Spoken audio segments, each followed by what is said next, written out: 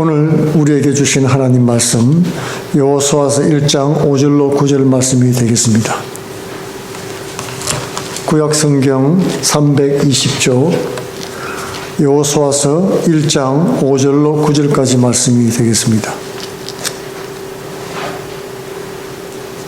제가 봉독하겠습니다. 함께 눈으로 입으로 따라오시면 되겠습니다. 내 평생에 너를 능히 대적할 자가 없으리니 내가 모세와 함께 있었던 것 같이 너와 함께 있을 것임이니라. 내가 너를 떠나지 아니하며 버리지 아니하리니 강하고 담대하라. 너는 내가 그들의 조상에게 맹세하여 그들에게 주리라 한 땅을 이 백성에게 차지하게 하리라. 오직 강하고 극히 담대하여 나의 종 모세가 내게 명령한 그 율법을 다 지켜 행하고 우로나 좌로나 치우치지 말라.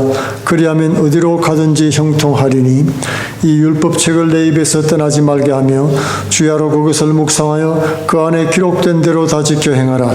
그리하면 내 길이 평탄하게 될 것이며 내가 형통하리라. 내가 내게 명령한 것이 아니냐. 강하고 담대하라. 두려워하지 말며 놀라지 말라. 내가 어디로 가든지 내 하나님 여호와가 너와 함께 하느니라 하시느니라. 아멘. 오늘 이 본문 말씀을 통해서 준비된 사람 쓰임받는 인생 두 번째 시간 말씀을 묵상해 보도록 하겠습니다. 이 가나안 땅은 성도들에게는 천국과 영생의 상징이죠. 또한 정복하고 차지해야 될 그런 과업이 있는 곳입니다. 그곳에 가득한 세상 풍조와 죄악을 몰아내고 세워나가야 할 하나님 나라였던 것입니다. 바로 이 땅에서 우리는 가나안을 허락받았습니다. 이 세상 죄악을 물리치고 그리고 구원받을 하나님의 자녀를 영혼 구령의 사명을 가지고 살아가는 그런 사명이 있는 곳인 것입니다. 하나님은 이스라엘 백성들에게 허락하신 일을 성취하기 위해서 마음을 강하게 준비를 시켰죠. 먼저 마음을 담대하라고 말씀을 해주었습니다. 우리는 예수님의 십자가 구원으로 영생을 얻은 천국 백성들입니다. 그러므로 늘 기도하고 하나님이 확신 주신 일을 해나가야 되는 것입니다. 그럴 때 하나님이 우리와 함께 하겠다고 약속해 주셨습니다. 5절 말씀에 너는 평생에 너를 당할 자가 없으리니 내가 모세와 함께 있었던 것과 같이 너와 함께 있을 것임이라. 내가 너를 떠나지 아니하며 버리지 아니하리니 임마누엘의 약속을 여호수아에게 주셨죠. 함께 하겠다, 같이 있겠다, 이 뜻이 임마누엘의 뜻이 아니겠습니까? 이 말씀은 원래 누구에게 주었습니까? 모세에게 주었던 약속이었습니다. 이제 여호수아에게도 이 축복을 주신 것입니다. 예수님의 이름이 바로 임마누엘이셨죠. 예수께서도 제자들에게 내가 세상 끝날까지 너희와 항상 함께 있으리라고 약속해 주셨습니다. 바로 이런 예수님의 영인 임마누엘의 영을 여호수아에게 보내주신 것이었습니다. 하나님이 나타나시는 방식은 모세와 여호수아는 조금 차이가 있습니다. 모세는 하나님께서 직접 나타나서 대면하고 말씀을 해주었습니다. 그리고 돌판에 말씀을 기록해 주셨죠. 그런데 여호수아는 모세가 받은 율법을 묵상하고 연구하고 이 말씀을 따라 순종해 가면서 하나님을 만나고 경험을 하게 됐던 것입니다. 출애굽기 33장 11절에는 모세는 하나님과 늘 함께 하였다고 기록하고 있는 것입니다.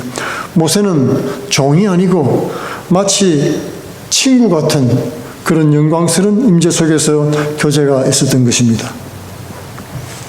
우리 삶 속에 하나님이 임하시고 동행하시면은 누가 우리를 능히 당할 수 있겠습니까? 너의 평생에 너를 당할 자가 없으리라고 말씀을 해 주신 것입니다. 9절 말씀에는 네가 어디로 가든지 내 하나님 여호와가 너와 함께 하느니라고 말씀하고 있습니다. 우리가 세상적인 관점으로 볼 때 성도들은 굉장히 연약해 보입니다. 그러나 우리가 세상을 두려워하지 않고 담대할 이유는 임마누엘 대신 하나님께서 함께 하시기 때문에 그런 것입니다. 혼자 걸어가는 삶이 아니고 하나님과 함께 걷는 삶이기 때문에 우리는 담대해야 된다는 것이죠. 5절 하반절에도 내가 너를 떠나지 아니하며 버리지 아니하리라. 여기서 중요한 것은 하나님은 우리와 반드시 함께 하신다고 그랬는데, 그러나 과연 우리가 하나님의 뜻과 말씀을 귀히 여기는가 하는 것입니까? 그 말씀을 정말 받들어 섬기는가 하는 것이 중요한 것입니다. 과연 우리가 하나님 말씀을 좌로나 우로나 치우치지 않고 내 뜻대로 좌지우지하지 않고 가감하지 않고 그대로 순종하는가 하는 것입니다. 우리가 하나님 영광을 사모할 때 하나님 우리와 함께 하시지요. 교회도 하나님 뜻을 따라 순종할 때 하나님이 직접 다스리고 이끌어 가시는 것입니다. 목사나 성도가 교회의 머리가 아니지요. 예수님이 교회의 머리십니다. 하나님이 주인 되시는 겁니다. 예수 그리스도께서 교회를 다스리면 환난이나 공고나 핍박이나 위험이나 기근이나 칼이 와도 아무것도 두려움이 없고 어떤 세력도 우리를 능히 이길 수가 없습니다. 그러므로 우리는 주님께 물어야 되는 것입니다. 주님이 이 일을 하라고 저를 부르신 것 맞나요, 주님? 하고 늘 물어야 되는 것입니다. 오늘 7절 말씀에 좌로나 우로나 치우치지 말라 하셨는데, 이 말씀은 좌우로 치우친 내 생각들을 다 가지치게 하고 주님의 뜻만 온전히 받들어 섬기기 위해서 그런 것입니다. 여호수아는 40년 동안 모세의 부관으로 지냈습니다. 부관은 책임지지 않죠. 그저 순종할 뿐인 것입니다. 그러나 이제는 하나님과 동행하면서 모험을 해야 되는 것입니다. 내가 직접 결정을 내리고 책임을 져야 됩니다. 그 때문에 시련과 고난을 당할 수도 있습니다. 나의 결정 때문에 내가 사서 고생한다는 얘기입니다. 그래서 여호수아는 하나님의 인도하심이 절대로 필요했던 것입니다. 좌로나 우로나 치우치지 않는 그런 정확한 판단이 필요했습니다. 여호수아의 실수는 온 민족의 실수가 될 수가 있습니다. 그러므로 젊은 시절 여호와는 부관으로 있을 때 말씀에 순종하는 훈련을 받았던 것입니다. 우리 젊은 날을 돌이켜보면 매력 있는 일이 생기면 밤을 새우면서 거기에 몰두하죠. 재미있는 소설, 관심 있는 소설이 있으면 밤새도록 읽고, 공부는 안 해도 꼭 만화책은 밤을 새서 읽습니다. 그죠? 관심이 있고 좋아하고 이런 일이 생기면은 그냥 뛰어드는 것입니다. 젊음의 특권이라고 할 수도 있습니다. 아직 힘도 있고 정력도 있고 시간도 있고 여유도 있기 때문에 그렇습니다. 그러나 평생 그런 식으로 살 수는 없죠. 짧고 소중한 인생을 그렇게 살면 망칠 수도 있는 것입니다. 젊은 날의 정욕을 따라가는 사람은 오래가지 못해서 몸과 마음과 영혼을 다 소진하게 되는 것입니다. 여호수아는 반드시 이루어야 될 사명이 있었습니다. 그러므로 한쪽으로 치우치지 않도록 하나님 말씀만을 따라가도록 훈련하고 예비시켰던 것입니다. 12지파에게 땅을 분배할 때도 마찬가지입니다. 이 기울어지면 안 되죠. 자기 지파나 가까운 지파만 편애하지 말고 또 좋은 땅만 자기 것이라고 선언하고 주장하지 말라는 것입니다. 자기 유익만 따르지 말고 말씀을 따라 균형을 바로 잡으라는 것입니다. 인생들은 시각 자체가 자기 중심적이죠. 그래서 내게 유리하면은 기쁘지만은 내게 불리하면은 마음이 상합니다. 내가 불리해져도 하나님 앞에 영광이 되어진다면 기쁘다. 그런 사람이 있다면 참으로 성숙한 신앙인 것입니다. 사도 바울이 그랬죠. 자신이 욕을 먹든지 안 먹든지 자신이 어려운 일을 취해서 그 일 때문에 복음 전파가 더 원활히 진행된다면 나는 기쁘다고 말을 했던 것입니다. 그러나 대부분 그렇지 못한 것이 연약한 사람들의 모습입니다. 그렇기 때문에 여호수아에게 미리 하나님께서 말씀으로 경고를 해 주었습니다. 가나안을 정복할 때 이스라엘의 지도자가 자기 개인적인 유익을 계산을 하고 이리저리 치우친다면 민족 전체가 하나님 말씀에서 속히 벗어나게 될 것입니다. 그리고 세속화되고 말 것이기 때문인 것입니다. 그럼 어떻게 우리가 치우치지 않고 말씀만을 따라갈 수 있겠습니까? 그것은 날마다 주의 말씀을 묵상하고 지키는 것으로만 가능한 것입니다.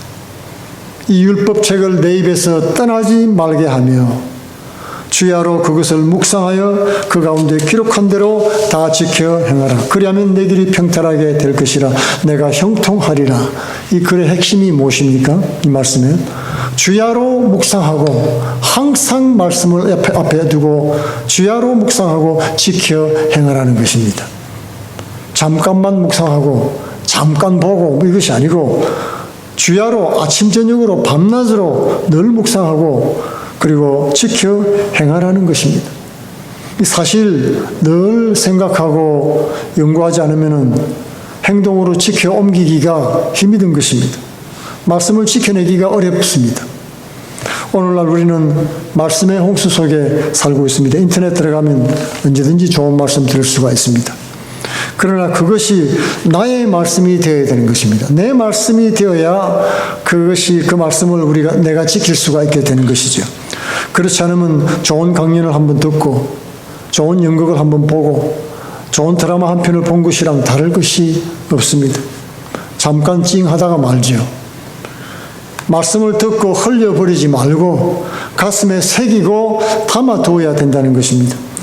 그러므로 지나가는 말씀을 여기저기 붙잡기보다는 매일 일정한 양의 영의 양식인 하나님 말씀을 내가 속한 단체나 교회를 중심으로 매일 따라가는 것이 중요합니다. 매일매일 매 순간순간 이 말씀이 계속해서 내 뇌리 속에, 마음 속에, 심령 속에 담겨져 있어야 된다는 말씀이죠. 시편 119편 105절에는 주의 말씀은 내 발의 등이요 내 길의 빛이라고 말씀을 했지요. 등불은 온 길을 한꺼번에 쫙 비춰주지는 않습니다. 한 걸음 한 걸음 매일매일 날마다 매 순간마다 나아갈 길을 보여주고 한 걸음씩 나아가는 것입니다. 필요한 만큼 보여주시고 계속 열어가는 것입니다. 그러므로 날마다 말씀을 따라 온종일 묵상을 해 나가야 되는 것입니다. 그렇게 말씀을 귀하게 여겨서 집중할 때 기울어지거나 편애하지 않고 말씀을 따라 중용을 지켜낼 수가 있게 되는 것입니다. 그렇지 않으면 내 마음과 내 생각, 여건들이 늘 좌지우지하고 흔들리게 되어 있지요. 우리를 강하고 담대하게 하는 것과 또 좌우로 흔들리지 않고 견고하게 하는 것은 이런 깊은 말씀 묵상에서 오는 확신밖에는 없는 것입니다. 말씀을 깊이 묵상하고 생각하고 삶 속에 적용하려고 할 때에 비로소 하나님의 뜻을 행할 수가 있게 되는 것입니다. 여호수아는 특별히 젊었을 때부터 말씀으로 훈련을 받은 그런 후계자였습니다. 출애굽기 17장 14절에 보면은 여호와께서 모세에게 이르되 이것을 책에 기록하여 기념하게 하고 여호수아의 귀에 외워 들리라. 내가 아말렉을 도말하여 천하에서 기억함이 없게 하리라. 하나님께서는 여호수아 한 사람을 딱 지명해서 구체적인 말씀을 주었습니다. 내가 아말렉을 도말해서 천하에 기억함이 없게 하리라. 말씀도 그냥 주시는 게 아닙니다. 구체적으로 감동을 주시는 것입니다. 그 귀에 외워 들리게 하라고 말씀을 했던 것입니다. 그냥 한번 들려주는 게 아니라 외울 정도로 들려주라는 것입니다. 성도가 하나님의 말씀으로 인정을 받으려면은 먼저 하나님 말씀을 읽고 묵상하고 실천하는 사람이 되어야 되는 것입니다. 세상이 아니고 말씀이 나를 끌고 가는 삶이 되어야 되기 때문에 그렇습니다. 그럴 때 하나님께서 함께 하시고 가나안 군대를 이기고 땅을 차지하는 그런 영광을 허락하실 것입니다. 가나안 땅에는 두 가지 특징이 있지요. 하나는 하나님께서 주시겠다고 약속한 보장된 땅입니다. 3절에 보면 내가 모세에게 말한 바와 같이 무릇 너희 발바닥으로 밟는 것을 내가 다 너희에게 주었노니 과거형으로 되어 있죠. 주었다. 히브리어는 과거 완료로 되어 있습니다. 이미 너희에게 이 땅을 주었고 지금도 주어진 상태라 그런 뜻입니다. 변함이 없습니다. 하나님은 이렇게 가나안 땅을 선물로 주었다고 말씀으로 확정을 딱 지으신 것입니다. 우리 그리스도인들은 예수를 믿고 예수님을 믿고 믿음을 고백하고 성령이 임하고 은혜를 받았을 때 이미 천국을 영생을 선물로 받은 것입니다. 우리 믿음으로 생활하는 것입니다. 그런가 하면은 두 번째 특징은 가나안은 하나님이 이미 주셨지만 여호수아와 이스라엘 백성이 싸워서 얻어야 될 땅이라는 것입니다. 가나안은 천국의 예표죠. 하나님께서 천국을 이미 우리에게 주셨습니다. 맛보아 알게 하셨습니다. 우리 안에 임한 천국을 이미 그 영광을 경험을 했던 것입니다. 그리고 이제 활짝 열린 천국 문이 보이기 때문에 천국의 그 영광의 기업이 눈에 보이기 때문에 이제 믿음으로 정치하라는 것입니다. 하나님이 시킨, 하나님이 맡기신 일을 순종히 하면서 상급을 얻어가라는 것입니다. 그런 것도 없이 신앙생활하는 사람은 참으로 힘이 드는 것입니다. 눈에 보이지도 들리지도 느끼지도 못하는 그 천국을 위해서 애쓰고 희생한다는 것이 너무나 힘든 일이기 때문에 그렇습니다. 천국의 영광과 하나님의 사랑과 그 기업의 풍성함을 한번 체험한 사람은 그 은혜를 인해서 모든 환난과 유혹을 이길 수 있습니다. 그 믿음의 싸움을 싸울 수 있게 되는 것입니다. 비로소 그 은혜를 통해서 편한 삶을 포기하고 헌신하면서 주님의 말씀을 순종하며 살아갈 수가 있는 것입니다. 여호수아와 갈렙이 그랬죠. 이 여호수아와 갈렙은 여호와의 말씀이 진리인 것을 순종을 통해서 확인했습니다. 순종을 통해서 하나님의 놀라운 그 약속의 성취를 보았던 것입니다. 그리고 믿음으로 싸울 수 있게 됐습니다. 신앙은 믿음의 싸움입니다. 그러므로 에베소 6장에서는 하나님의 전신갑주를 입으라고 말씀을 한 것입니다. 전신갑주는 싸우는 군인들이 입는 옷이지요. 디모데전서 6장 12절에서는 믿음의 선한 싸움을 싸우라고 말씀을 하고 있습니다.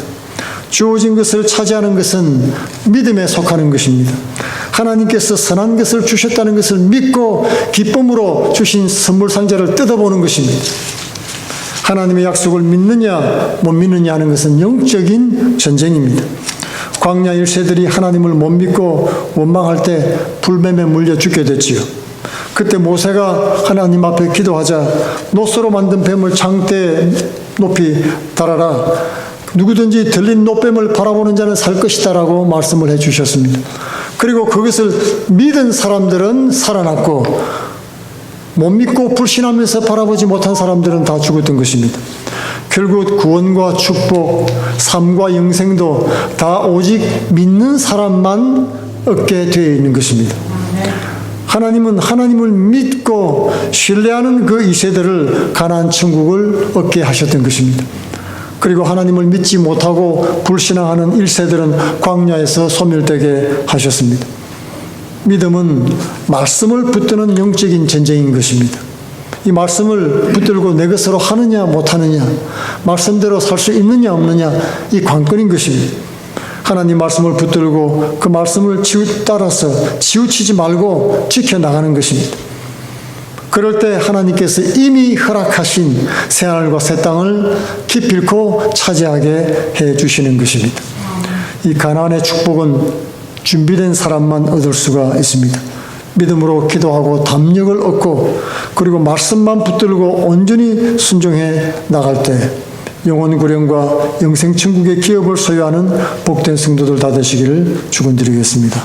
우리 다 같이 기도하겠습니다.